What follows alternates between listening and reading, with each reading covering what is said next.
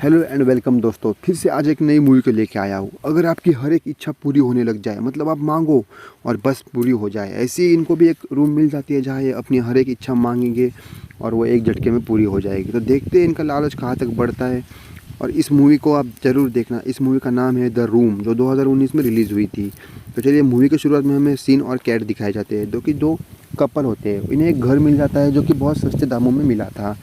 तो ये रूम, मतलब ये बहुत बड़ा कमरा था, मतलब एक बहुत बड़ा घर जो इन्हें बहुत सस्ते दामों में मिल जाता है। वही उन्हें एक कमरा मिलता है जिसकी चाबी वहीं पे पड़ी होती है।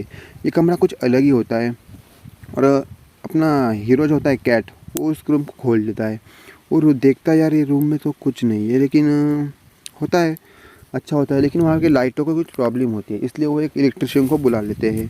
इलेक्ट्रिशियन तो देखता है इतनी सारी वायरें होती है उस रूम में, वो बोलता है यार जब मेरे से नहीं होगा, और वहाँ से चला जाता है। वो पूछता है तुम क्यों नहीं कर रहे हो, तो वो बोलता है यार यहाँ पे एक पहले ये कि यहाँ पे मर्डर हो चुका है और तुमने ये घर फालतू में ख़रीद लिया।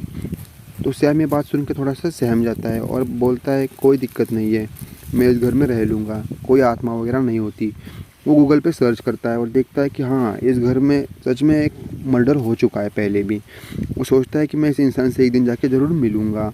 और वो इसी डिप्रेशन में जाके उसी रूम में जो उन्होंने खोला था, उसी रूम में जाके एक दारू की बोतल लेके वहाँ बैठ जाता है और विश करता है काश मेरे पास एक और दारू की बोतल होती। और तभी वहाँ की लाइटें ऑन ऑफ होना शुरू हो जाती है।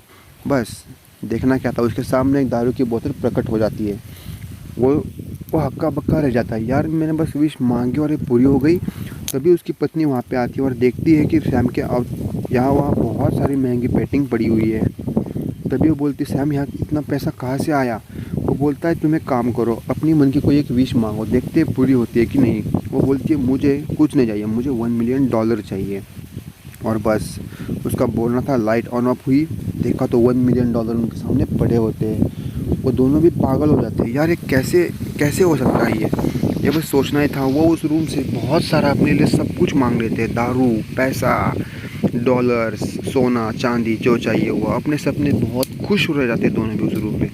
लेकिन कितने दिन तक खुश रहेंगे, इससे उसकी पत्नी डिप्रेशन में जाती है। और सैम उसको बोलता है यार हम एक बच्चा पैदा कर लेते हैं, हम तीनों इस घर में बहुत खुश रहेंगे। लेकिन वो उससे चिढ़ जाती है और बोलती है पहले भी 2 बार हम कर चुके हैं, लेकिन हमारा बच्चा पेट में मर जाता है।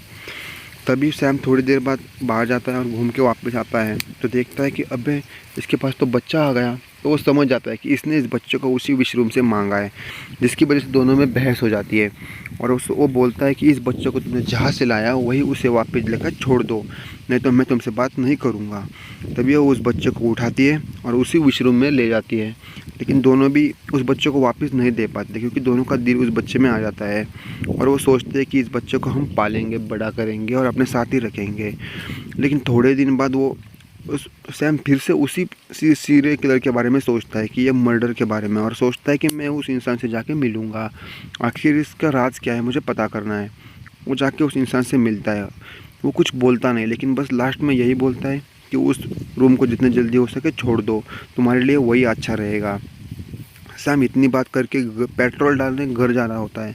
घर आते टाइम वो पेट्रोल डलवाता है और जैसे जेब में हाथ डालता है तो उसका पूरा लाया हुआ पैसा मिट्टी बन चुका होता है। वो जल्दबाजी में घर आता है और घर में से उठाए हुए पैसे बाहर फेंक देता है। लेकिन देखता है कि बाहर डालते ही उसकी भी पूरी मिट्टी हो जाती है। तो सैम को ये पता चलता है कि ये जो भी चीज़ें हमें मिल रही है फोकट में, वो सब की सब सिर्फ इस घर के लिए सीमित है। घर से बाहर जाते ही हर एक चीज़ मिट्टी बन जाती है। ये देखते ही सैम के रोंगटे खड़े हो जाते हैं। वो तभी पूरे घर की दीवारें तोड़ना शुरू करता है। देखता है कि पूरे घर में तो सिर्फ वायरें ही वायरें फैली हुई है। और तभी उसकी पत्नी उस बच्चे को लेकर घर के बाहर टहलने के लिए जा रही होती है। लेकिन सैम वो उसे कुछ बता पाता इससे पहले वो घर से बाहर चली जाती है। और जब कुछ वो भी समझ पाती, तब तक उस बच्चे के साथ कुछ अलग ही सिचुएशन हो जाती है।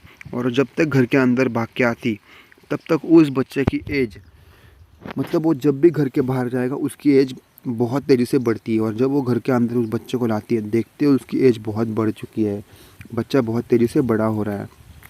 ये उसको बताता है कि इस घर में वो चीज़ें सिर्फ इस घर के लिए ही सीमित है, घर से बाहर लेके जाने की कोशिश करेंगे तो सब तबाह हो जाएगा। और फिर ये दोनों सोचते हैं कि इस बच्चे को हम घर से बाहर जाने ही नहीं देंगे। पूरे घर को वो लॉक कर देते हैं, जिसके कारण वो बच्चा बाहर ना जा पाए। फिर वो उस बच्चे को बहुत खुश रखते हैं, उसको बहुत प्यार देते हैं। और एक दिन ऐसे ही ये दोनों इस घर के खेल रहे होते हैं। मतलब वो छोटा बच्चों के साथ वो खेल रहा होता है। छोटा बच्चा भी इस विश रूम के बारे में पूरा जान चुका था, लेकिन सैम उसको चिल्लाता है कि तुम इस रूम के बारे में कैसे जान गए। तभी उसकी पत्नी उसके साथ भी बहस कर लेती है कि तुम बच्चे के ऊपर अपना रौब मत झाड़ा करो। तभी एक कॉल आती है जो बच्चा उठाता है, और वो वही पागल होता है जो उसने फ़ोन किया था हॉस्पिटल से।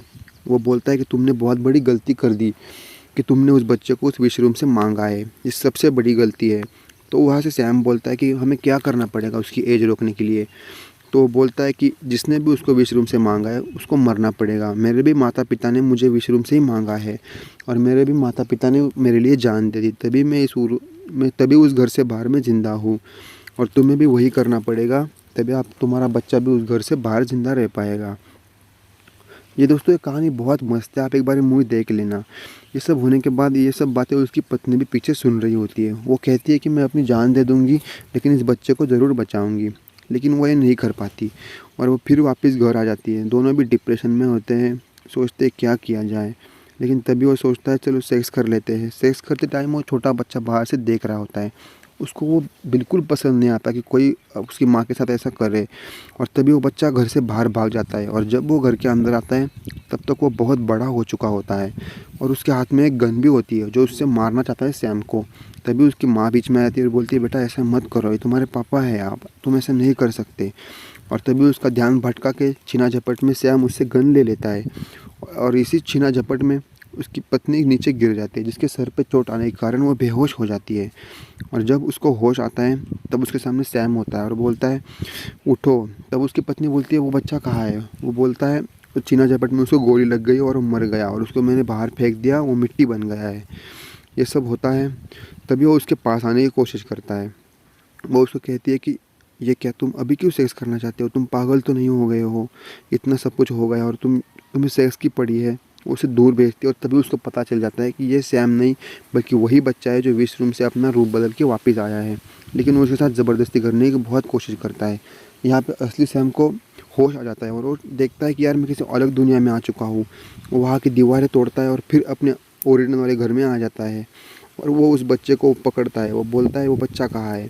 वो उस बच्चे को पकड़ता है और सीधा घर से बाहर लेके गिर जाता है, और बाहर गिरने की वजह से उसकी बहुत तेज़ी से उसकी उम्र बढ़ना शुरू हो जाती है। तब तक अंदर से उसकी पत्नी गेट लॉक कर लेती है और बच्चा बाहर ही धूप में रहता है। मतलब घर के बाहर वो बहुत जल्दी उसकी उम्र बढ़नी शुरू हो जाती है। उसके सामने वो बूढ़ा होके मिट्टी बन के मर जाता है, और वो दोनों भी ये घर छोड़ने का निर्णय ले लेते हैं। और लेकिन थोड़े दिन बाद दिखाया जाता है कि वो प्रेग्नेंट है उसकी पत्नी, और वो बच्चा किसका होता है, उसी बच्चे का होता है जो उस रूम से उन्होंने मांगा था। दोस्तों मूवी बहुत मस्त है, आपको एक बार ज़रूर देखनी चाहिए।